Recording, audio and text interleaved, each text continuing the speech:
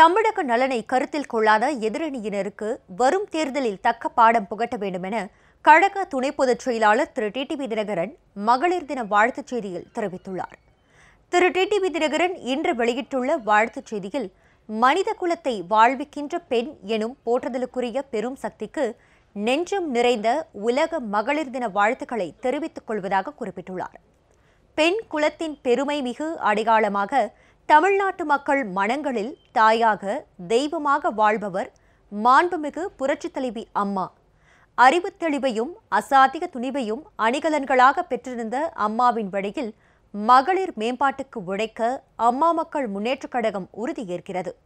அதிலும் முக்கியமாக அம்மாவின் பெருங்கனவான சட்டமன்றம் மற்றும் நாடாளுமன்றத்தில் மகளிருக்கு 33% இடஒதுக்கீட்டினை கொண்டு வர இந்த நன்னாளில் சபதம் ஏற்போம் என திரு டிடிவி தினகரன் தெரிவித்துள்ளார்.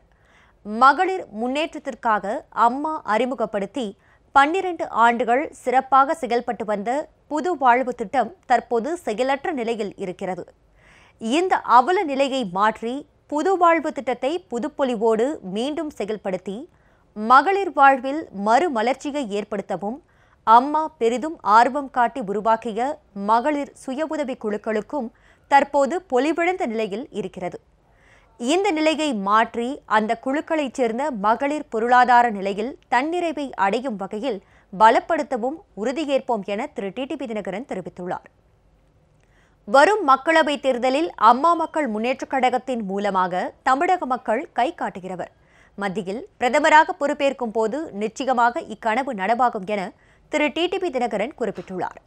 தமிழ்நாட்டை மொத்தமாக அடகு வைத்துவிட்டு நிற்கும் துரோக கூட்டத்திற்கும் எப்போதுமே தமிழக நலனை கருத்தில் கொள்ளாத எதிரணியினருக்கும் வரும் தேர்தலில் தக்க பாடம் புகட்டி புதியதோர் தேசம் படைக்க உழைப்போம். அதற்காக மகளிர் தினத்தில் உறுதி எடுத்துக் கொள்வோம் என திரு டிடிவி தினகரன் மகளிர் தின வாழ்த்துச் செய்தியில் தெரிவித்துள்ளார்.